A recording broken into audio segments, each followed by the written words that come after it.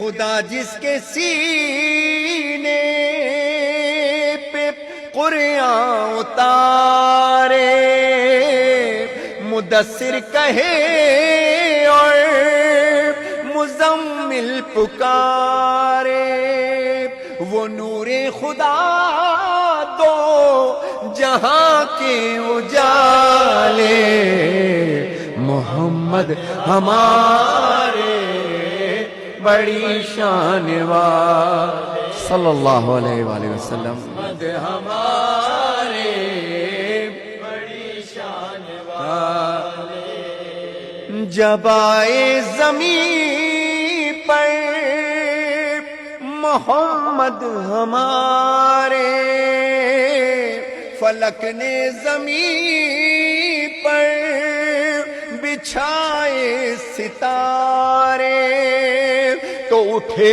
سرزمین عرب سے یہ نعرے محمد ہمارے بڑی شان والے محمد ہمارے بڑی شان والے محمد ہمارے بڑی شان والے. بہت خاص بند اس وقت میں پڑھ رہا ہوں کہ نعت کا مزاج کیا ہو، نعت کا پیغام کیا ہو، اور نعت میں ہمیں کون کن چیزوں کا خیال رکھنا چاہیے. یہ مجھے دیکھ کر کے سنیے گا، میری آواز سننے سے زیادہ ساتھ ساتھ مجھے دیکھ کے سننے کا یہ کلام ہے میں جو پیش کر رہا ہوں. کہ پوری دنیا نے کوشش کی کہ میرے نعوذ باللہ کہ میرے سرکار کی توہین بنائی جائے. کسی نے آرٹیکل چھاپے، کسی نے خاکے کیے، کسی نے کچھ، مگر مجھے سنو کہ بدن نور جل کا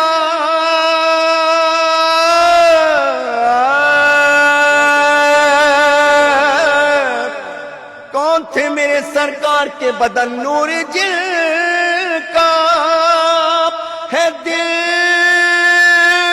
نور جل کا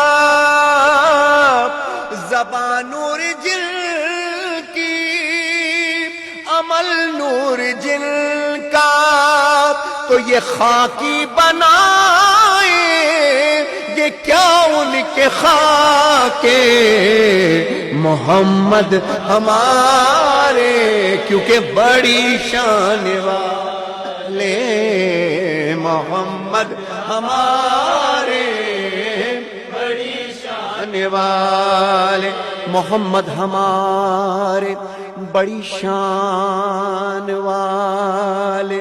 بدن نور جن کا ہے، دل نور جن کا، زبان نور جن کی، عمل نور جن کا، یعنی نور جن کا. تو یہ خاک پہ رہنے والے خاکی ان کا کیا خاکہ بنائیں گے، اس نور کا کیا خاکہ ہوگا. توہین کی بڑی کوشش کی گئی. سن 61 ہجری میں آج سے 1400 سال پہلے بھی توہین کی کوشش کی گئی تھی. 1 لاکھ کلمے میں کلمہ پڑھنے والے مدینے میں تھے. کتنے؟ 1 لاکھ. یزید کی حکومت تھی. یزید کوئی چھوٹا آدمی نہیں تھا، آدھی سے زیادہ دنیا کا مالک تھا.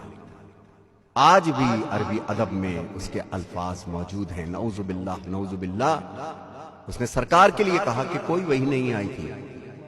نعوذ باللہ کوئی قرآن نہیں اترا تھا کہ بنو ہاشم نے میرے منہ میں خاک کے اقتدار کے لیے یہ سب کچھ کیا، قرآن اتارا اور یہ سب کچھ کیا.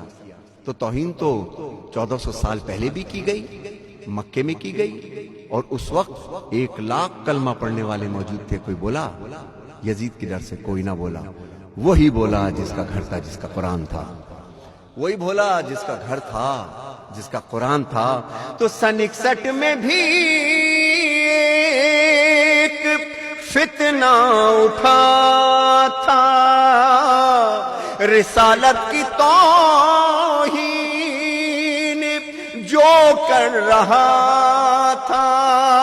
تو اٹھے تب یہ کہے کہ 72 جیالے کیا محمد ہمارے بڑی شان والے محمد ہمارے بڑی شان والے.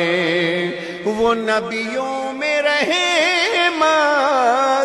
لقب پانے والے محمد ہمارے بڑی شان والے محمد ہمارے بڑی شان والے محمد ہمارے بڑی شان والے